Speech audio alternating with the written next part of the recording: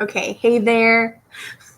Okay, so if you are on my YouTube channel, then you have probably gotten the notion right now that yes, I am experimenting with YouTube Live. And if you happen to see this live or even after on the replay, let me know in the comments. I would love to just hear from you as I continue to experiment with YouTube Live. I might use this more. I want to share with you, this is something that I recently mentioned potentially doing on my podcast, and I'm going to do it here instead, at least right now. So I want to share with you an excerpt from a book that I thought was really awesome. And so the excerpt is from Brene Brown's Braving the Wilderness. And it says, the quest for true belonging and the courage to stand alone.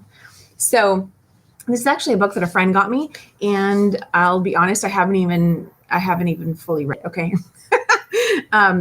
Something I like to do sometimes is literally just pick up a book, open it up, and see what the message is that I open up to, and I just find that fun. And anyway, so I want to share this one with you because I think it's really, really good. So I opened up to Chapter 7, and it's titled Strong Back, Soft Front, Wild Heart. And so the part I'm going to read to you it's about a paragraph long, and it's actually not written by Brene Brown. It's like a passage from another person that she put in here. It's not a poem, but anyway, what I'm about to read to you is from a person named Roshi Joan Halifax in Brene Brown's book. So, all too often our so-called strength comes from fear, not love. Instead of having a strong back, many of us have a defended front, shielding a weak spine. In other words, we walk around brittle and defensive, trying to conceal our lack of confidence. If we strengthen our backs, metaphorically speaking, and develop a spine that's flexible but sturdy, then we can risk having a front that's soft and open. How can we give and accept care with strong back, soft front compassion, moving past fear into a place of genuine tenderness? I believe it comes when we can be truly transparent, seeing the world clearly and letting the world see into us. So I'm going to read just a little bit of this again. So how can we give and accept care with strong back, soft front compassion, moving past fear into a place of genuine tenderness? So, I mean, obviously she's using the metaphor of the body, right? The spine tends to be the thing that keeps us, erect, upright, held in place and standing firm. And the front, has to be protected by, we've got the heart. So the heart that's right in front, and it's protected by our ribs. And yet even so, I mean, a lot of times with our body language, if we're not feeling safe, our body language may be like, arms covered in front, right? Or somehow put something in front of us to protect us, right? Like, okay, public safety officers, they wear a vest to protect the front of them. And anyway, I just think this is really good. Because, I notice a lot of patterns with things going on with the people that I'm connected to and just going on in the world. And I think this speaks a lot to what's going on at this time right now. So today's August 1st, 2019, and strong back, soft front, wild heart. So basically, what if we don't feel like we need to protect ourselves so much that we're not coming from a place of fear, but rather coming from a place of love. Understanding that love can be a space of strength.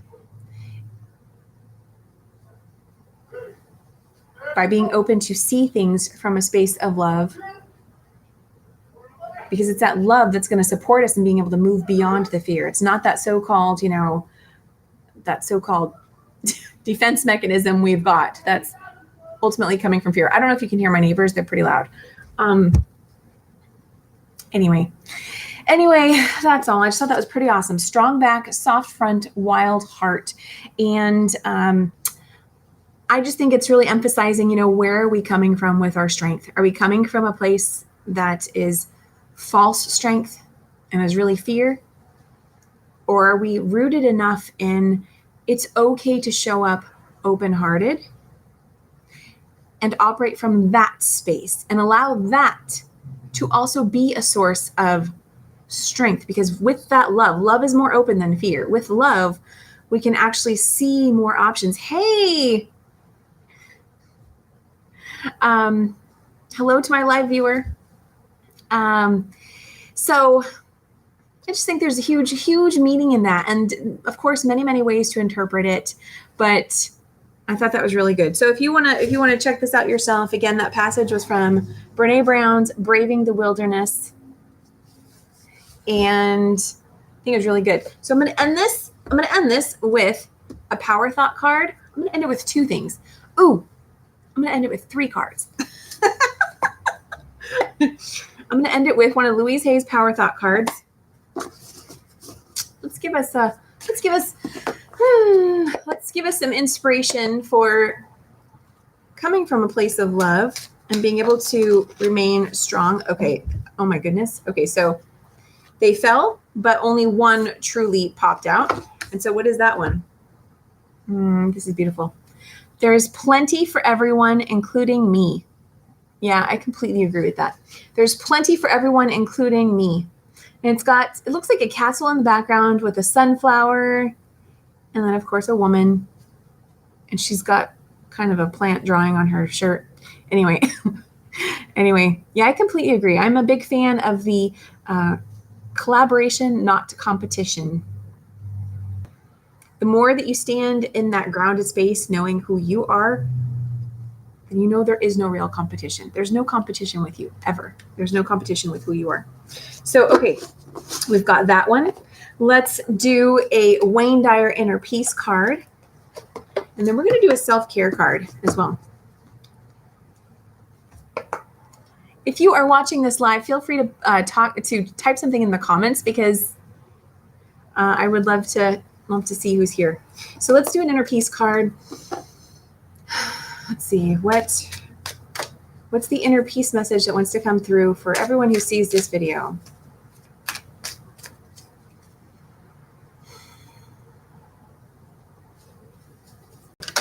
Okay, here we go.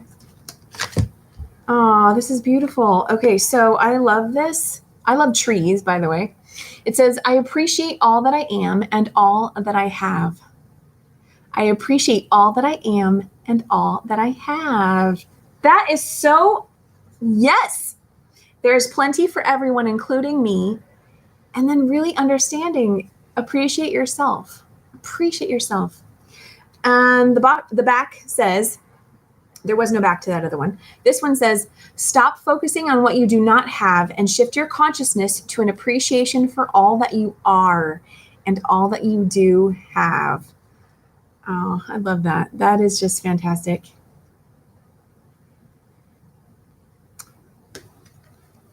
So I'm a big believer that everything starts from the inside out. So when we can strengthen that inner foundation, it becomes easier to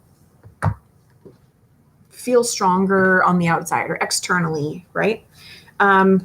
Okay, so we're going to wrap up with a Cheryl Richardson self-care card. And I thank you for being here, whether you are live or with me on the replay. I'm in a space of wanting to do something different. I might do more of this, so we'll see. So let's see here. Okay, so self-care is huge, right? And there's so many ways to take care of ourselves. One of them, to start off with, is appreciating yourself, being deliberate about it, not waiting for like the reminder, right? But like practicing, oh, that's right. I can appreciate myself right now in this moment. And like allow yourself to feel that and integrate that. That's a way to fill up your own cup. Take care of yourself first. Okay, let's do a self-care card and see what comes through.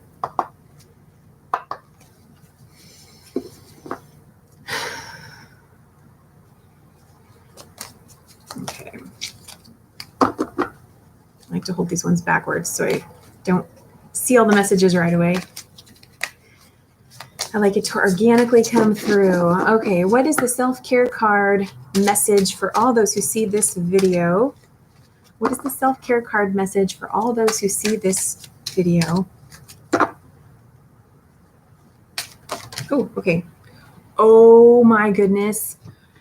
This card came out earlier, so I love when there's, wow. Connection. Connection. The back of it says, connect with someone special. A loved one is a gift to treasure. And so in this image, you see there's like the sky, you know, the universe, you could say. There are some hands coming out of the sky. And in the middle of those hands, I want to make sure you can see this. It's basically a man and a woman, and they are embracing, and they're standing right on those hands. And they're actually naked.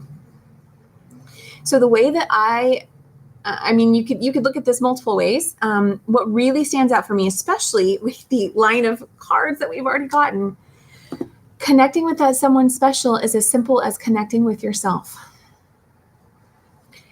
And these people, they're naked, they're vulnerable, and it doesn't matter. They are supported and loved and held. So that connection, of course, could also be, you know, connecting with whatever you use as a, you know, for your higher power, however you perceive this, okay? No judgment about that. It's whatever resonates for you. So you may see this as connecting with your higher self. You may see it as connecting with God, with the divine, with the universe, however you may see it. Or maybe it simply is literally someone else. And knowing that the connection is divinely supported. I love that. Okay, well, this was fun for me. Thank you for being here. If you were here live, feel free to leave me a comment. I see myself doing more of this. And I'd love to hear if you would like to receive more of this as well. So anyway, hope you're having a fantastic, well, it's evening here, but it may not be evening where you are. So whatever time it is where you are, I hope you're having a wonderful time of day. Thank you for being here. And just know that you are also held and supported and guided and loved, even when it feels like you can't see it. I know. It's okay. Okay, I'm going to go. Have a fantastic rest of your day. Bye for now.